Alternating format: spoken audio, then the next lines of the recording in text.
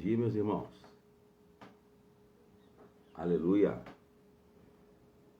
Deus é bom. Bom dia a todos. Bom dia você. Bom dia você que vai acompanhar depois também. Para você que está ao vivo conosco agora. Muito bom dia. Nós estamos determinados aqui no estudo dos Gálatas e temos sido grandemente abençoados. Quero crer que você está comigo aí comprometido com esse estudo tão importante, o estudo dos Gálatas. Aleluia. Ontem nós fizemos a nossa transmissão da Noite de Milagres. Foi um tempo muito especial, né? Estar juntos, a gente tem saudade, reunir como igreja nos deixa saudade, né? Mas é importante a gente entender que nesse tempo em que nós não estamos podendo reunir como igreja, nós temos uma promessa. E a promessa de Deus é: aonde estiver 2 ou 3 reunidos em meu nome, aí eu estou no meio deles. Então, nesses dias nós estamos experienciando na plenitude essa palavra, né? Aonde estiver 2 ou 3 reunidos em meu nome, aí eu estou no meio deles. Então, foi uma noite especial ontem e tenho certeza que você foi edificado na nossa Noite de Milagres. E domingo vamos estar novamente às 9 da manhã. Vai ser um tempo muito especial na nossa celebração em nome de Jesus. Amém? Deus em Cristo te abençoe. Nós vamos entrar hoje no penúltimo capítulo de Gálatas. Nós já estamos a mais ou menos 76% do nosso estudo. Significa dizer que temos ainda algumas lives para fazer, mas vamos estudando, né, o livro de Gálatas e nos aperfeiçoando no viver ou na vivência do Evangelho da graça de Deus. E estamos estudando os 5 apelos de Paulo para que os Gálatas se voltem para a base da justificação pela fé. Nós estudamos as 6 provas da justificação pela fé que Paulo traz e estamos agora estudando um apelo, Paulo fazendo um apelo aos Gálatas, um apelo à igreja, né? A verdade é essa, ele está fazendo um apelo à igreja. Quando eu vejo a insistência de Paulo em fazer esses apelos, eu vejo o quanto Paulo sofria.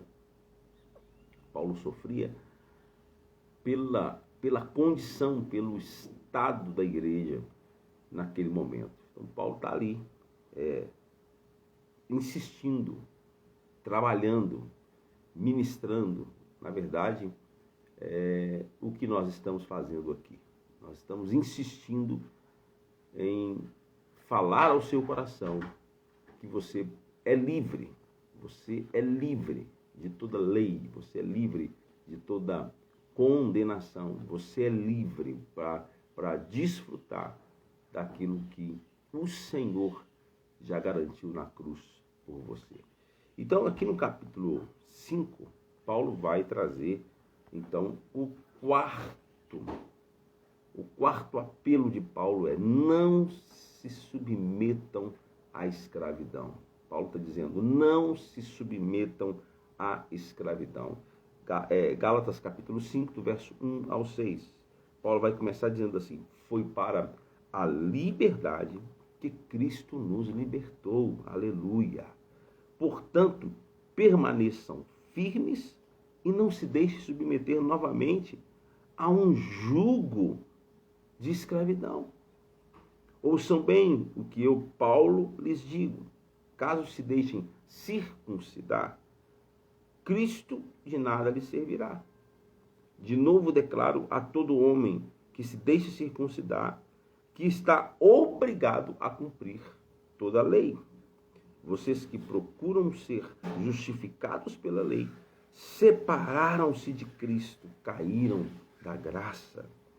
Pois é mediante o Espírito que nós aguardamos pela fé a justiça. Olha que coisa linda.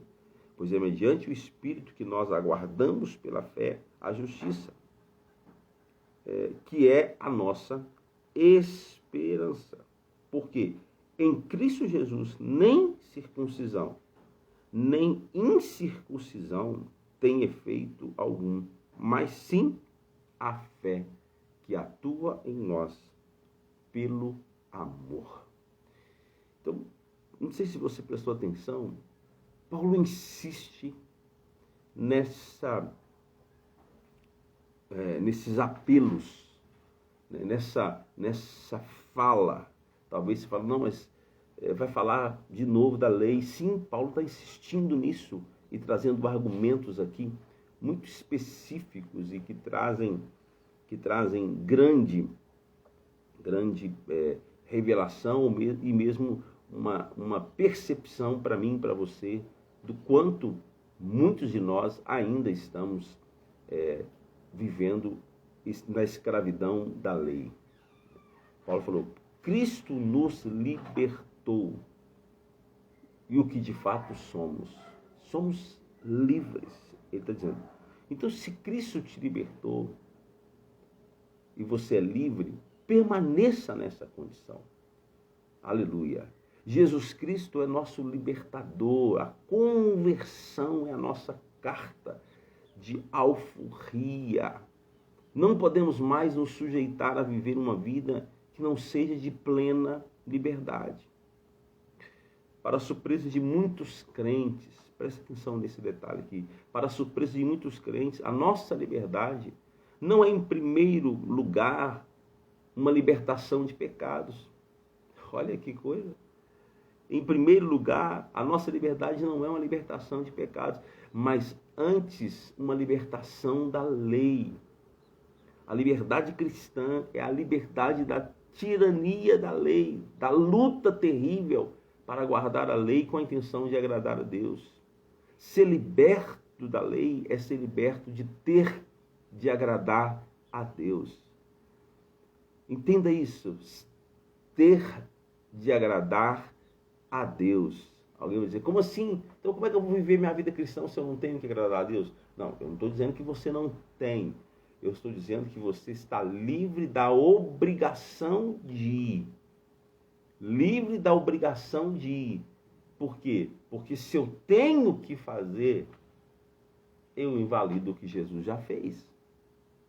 Agora, se eu entendo o que Jesus já fez, eu sim vou responder a esse amor. Entende? O que Paulo está tratando é a libertação do ter que fazer, porque isso é lei.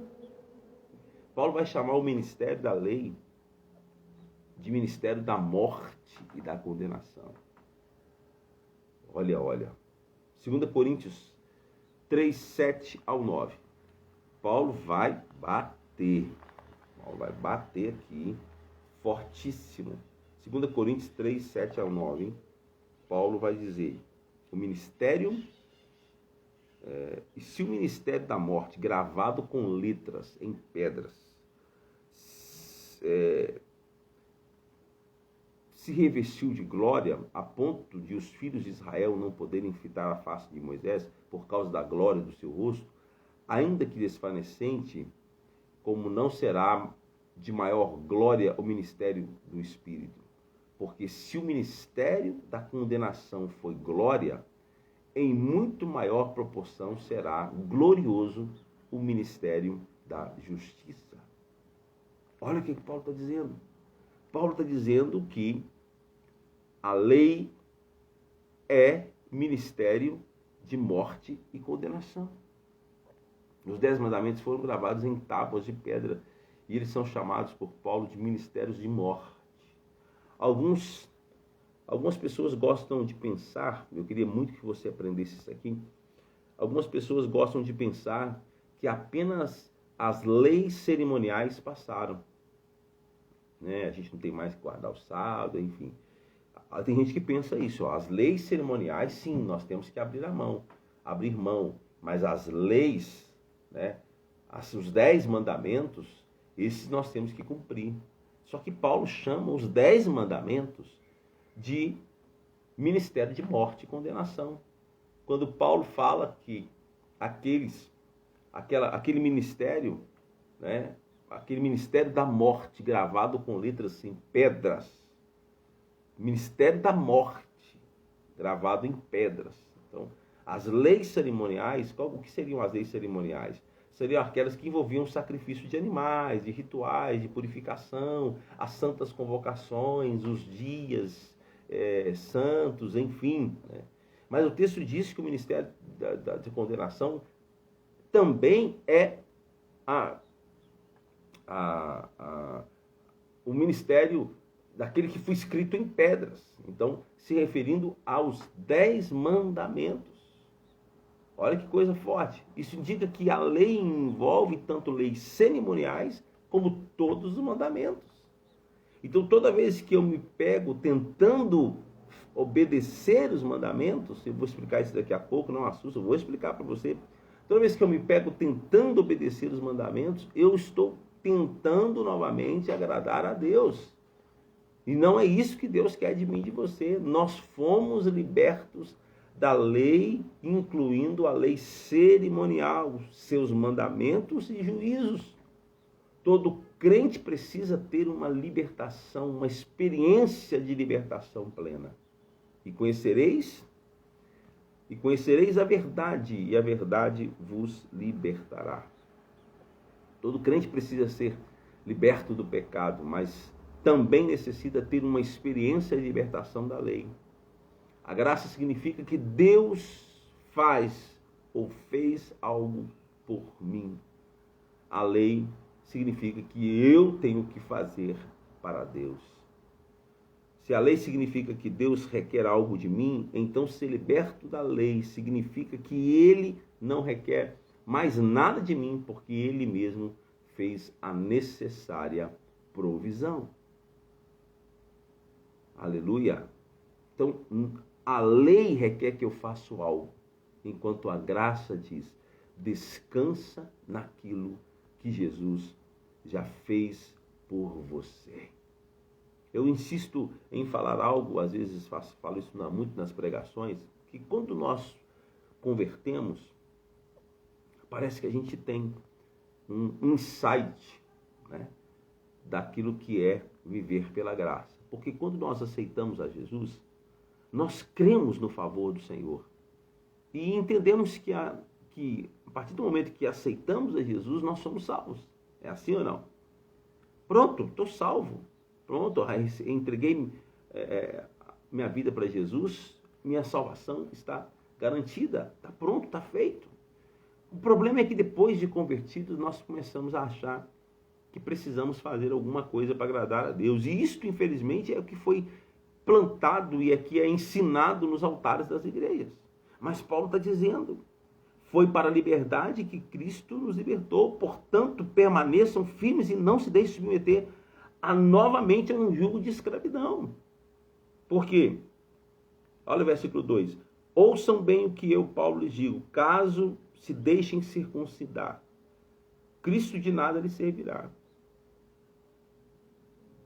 De novo declaro a todo homem que se deixe circuncidar que está obrigado a cumprir toda a lei. Então Paulo começa aqui a falar de forma muito objetiva, né? Que se começarmos a praticar algumas coisas da lei, que seja uma. No caso aqui das igrejas da Galácia, havia alguns judaizantes, mestres judaizantes, dizendo o seguinte, nós falamos isso na live passada, né? Vocês nós somos filhos de Abraão, porque eles eram judeus, tá? Então, nós somos filhos de Abraão pela fé. Mas vocês, gentios, se quiserem ser filhos de Abraão, vocês vão ter que se circuncidar. Mas nós somos filhos de Abraão é pela fé, não é pelas obras. Nós somos filhos de Deus é pela fé. Abraão é o tipo de Deus. Então, nós somos filhos de Deus é pela fé, não é pelas obras. Mas eles queriam que eles se circuncidassem. Então, Paulo vem tratar isso. Ele diz aqui, se vocês se circuncidarem, que era uma cirurgia, uma coisa, inclusive, simples, né? Era uma cirurgia básica, uma coisa simples. Ele diz, mas se vocês se permitirem a circuncisão, vocês vão ter que cumprir, então, toda a lei. E se vocês tiverem que cumprir toda a lei, vocês caíram da graça. Então, de fato, o que nós precisamos é ser libertos. É ser liberto dessa ideia de que eu tenho que fazer alguma coisa para agradar a Deus. A senhora está dizendo que eu não tenho? Não, estou dizendo que você não tem. Ah, mas como é que eu vou agradar a Deus? Não, você agrada a Deus crendo no sacrifício de Jesus na cruz. Agora, Paulo vai falar daqui a pouco sobre a vida no Espírito. Aí é outra coisa, eu vou chegar lá. Mas eu quero que você entenda que você não tem que fazer nada. O que você tem, entre aspas, que fazer é crer no que Jesus fez na cruz. E crendo, você agrada a Deus. Entenda? Entende? O que significa, então, ser liberto da lei de maneira prática? Né? Com a relação à lei, nós temos 3 tipos de pessoas. Aqueles que estão agarrados na lei. Né? O primeiro tipo é o legalista. Aquela pessoa legalista, escravo da lei. Ele acredita que sua relação com Deus depende de sua obediência aos mandamentos da lei. Nunca sente paz com o Senhor porque está sempre em débito. Ah, eu não fiz o suficiente, eu não consigo ser como Deus quer que eu seja. Ele jamais se sente aceito por Deus, porque está sempre em falta. A lei é assim, a lei aponta o pecado, a lei dita as regras, a lei aponta o pecado e a lei te condena. Então toda pessoa que tenta viver pela lei vive mal-humorado, vive uma vida cristã cansativa, vive uma vida cristã estressada e triste e frustrada, porque nunca consegue responder à altura da justiça de Deus, que é a lei. Né? Por isso que Paulo fala que ele é um ministério de condenação, porque ninguém consegue ser justo o suficiente como a lei exige. Então ela condena você. Jamais poderemos cumprir a lei para sermos aceitos por Deus.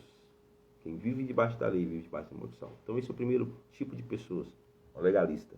Tem um segundo tipo, que é o antinomiano ou libertino. Essa palavra antinomiano ela é interessante, palavra difícil às vezes de falar, antinomiano, porque ela é composta de 2 palavras que vêm do grego, né? Anti e monos. Anti significa contra e monos significa lei. Então, o antimoniano ou libertino é aquele que é contra qualquer tipo de lei. Né? Ele afirma que não existe lei alguma para o crente e que tudo agora nos é lícito. Você acredita que tem gente assim que fez da graça, do evangelho da graça, libertinagem? Então é o seguinte, já que eu não tenho que fazer nada, então pronto. Então também não existe nenhuma postura que eu precisa ter. Então o antinomiano é esse, que nós podemos chamar muito mais de libertino. Aquelas pessoas que vivem na prática do pecado e ainda justificam o seu erro na graça de Deus. Elas chegam mesmo a culpar a lei pelos males do homem. Eles chegam a dizer, o homem erra por causa da lei. Então pronto, então, nós estamos aí pecando, vamos continuar pecando.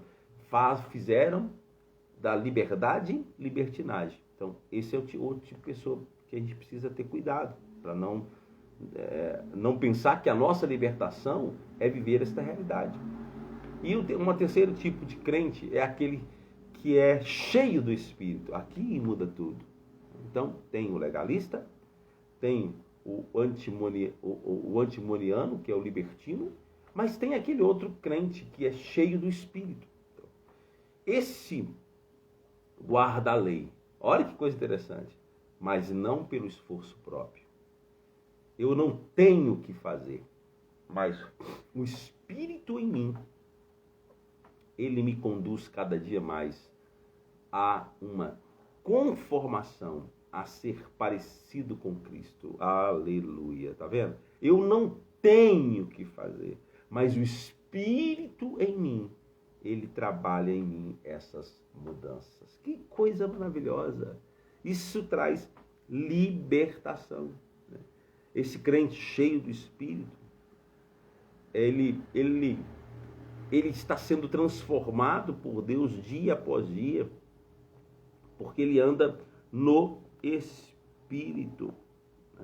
É Paulo falando no versículo 5, olha, pois é mediante o Espírito que nós aguardamos pela fé a justiça, que é a nossa esperança, tá vendo? É pelo Espírito que nós aguardamos pela fé a justiça. Então, ao deixar que o Espírito controle a sua vida, essa pessoa experimenta a paz de não ter cumprido a lei para agradar a Deus e, ao mesmo tempo, a alegria de ver a lei sendo cumprida pelo Espírito que nele habita. Ei, Jesus! Então, o que eu estou querendo dizer aqui? Eu não tenho que ser legalista, eu não tenho que ser contra a lei, eu tenho que viver no Espírito. Porque quando eu vivo no Espírito, eu estou aguardando pela fé a justiça. Eu estou permitindo ser conduzido por Deus na obediência. Então isso vai acontecendo comigo de forma automática, de forma sobrenatural. É importante, porque tem gente que acha que a libertação da lei, né, é sermos livres de fazer a vontade de Deus. Nunca foi isso. Às vezes, quando eu estou falando aqui que você não tem que fazer, que você não tem que fazer nada para agradar a Deus, é no sentido de lei. Eu não tenho que fazer. Alguém já fez por mim. Agora, quando eu vivo no Espírito, o Espírito Santo vai operar em mim essa postura. Então, mas não é eu fazendo, é Ele fazendo. É o Espírito Santo me transformando, é o Espírito Santo me conformando segundo a imagem de Cristo. Libertação da lei não significa que estamos livres de fazer a vontade de Deus, mas que somos livres de tentar fazer, livres da obrigação de fazer. O verdadeiro significado da libertação da lei é que estamos livres de tentar fazer por nós mesmos, né? O Espírito Santo faz através de nós.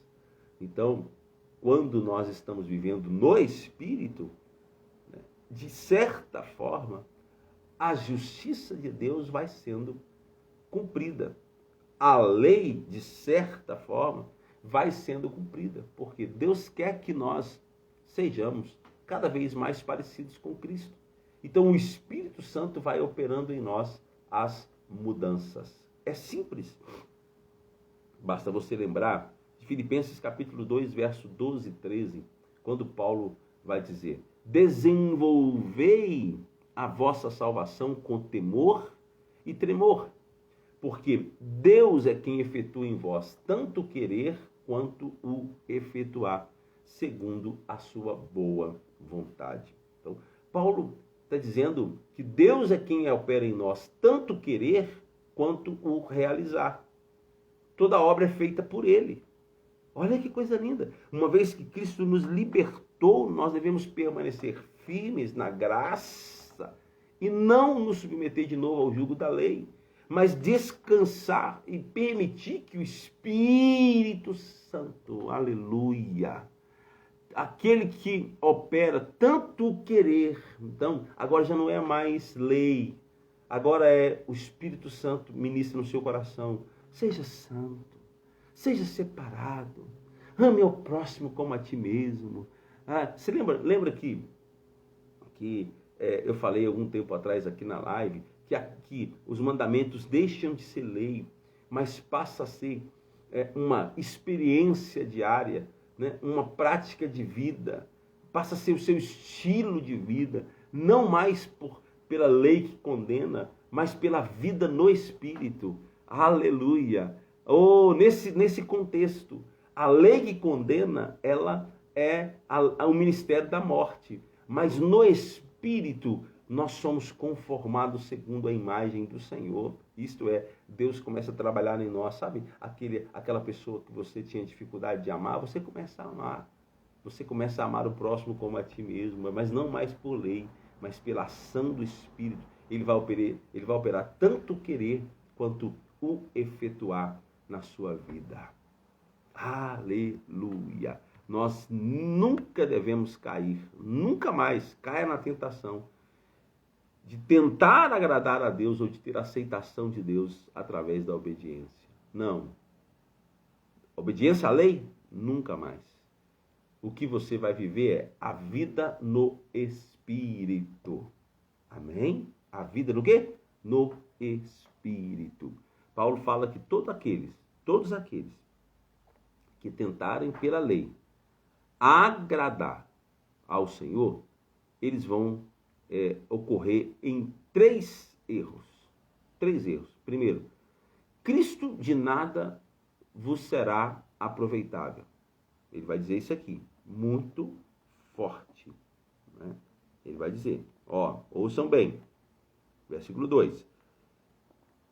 Caso se deixe circuncidar, Cristo de nada lhe servirá. Então pronto, ele está dizendo, se alguém tentar viver a prática da lei, primeira coisa, você inutiliza tudo aquilo que Cristo fez na cruz por você. Segunda coisa que ele fala, de Cristo se desligaste. Quer ver? Olha aqui. Versículo 4. Gálatas 5:4. Vocês que procuram ser justificados pela lei, separaram-se de Cristo. Olha aí. Segunda coisa. Então, toda pessoa que tenta se justificar pela lei, ele está se separando de Cristo. Ele vai ter que tentar novamente pelo seu esforço próprio. Né? Ser desligado de Cristo é ser privado de todo o proveito de Cristo, de tal forma que a sua obra e seu poder se tornam ineficazes na nossa vida. E assim tem muita igreja, muitos crentes, e por que não dizer, nós vivíamos assim, debaixo de um peso muito grande, de um esforço muito grande e resultado zero. Por quê? Porque de Cristo não aproveitávamos e de Cristo estávamos desligados. Mas Paulo vai falar uma terceira coisa que é muito forte para aqueles que tentam viver pela lei. Ele vai dizer ainda no versículo 4, que separaram-se de Cristo, segundo, terceiro, caíram da graça. Tem uma tradução que diz, da graça decaíste. Né? O que é decair da graça? É, pela fé, Deus te colocou numa posição de comunhão, de relacionamento, de vida com Deus, mas quando você tenta fazer pelas obras, você abandona essa posição de diante de Deus, de ser aceito e tal, e volta e desce. Decaíste. Você decaiu da graça de Deus. Você se afastou do lugar do favor. Você se afastou do lugar da bênção. É isso que Paulo está tratando dos versos 1 ao verso 6. Né? Trazendo para nós aqui esse apelo.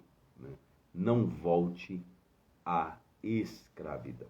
Eu espero que essa live tenha abençoado a sua vida e que te leve a uma vida de fé e de amor pelo favor do Senhor sobre você. Amém? Aleluia! Hoje, sexta-feira, sábado e domingo a gente não tem live. Segunda-feira nós vamos para o quinto e último apelo de Paulo à igreja, insistindo que essa igreja se voltem a viver com base na justificação pela fé, que é o apelo. Siga a verdade do Evangelho. Deus abençoe você.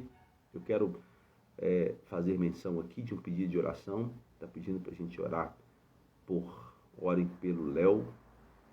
E vamos orar agora. Em nome de Jesus. Penha Coelho, vamos orar. Senhor, colocamos a vida do Léo nas tuas mãos agora. E repreendemos toda obra do mal, toda malignidade, toda enfermidade, todo vírus. sai. Em nome de Jesus, perca as suas forças. Fortalece o corpo.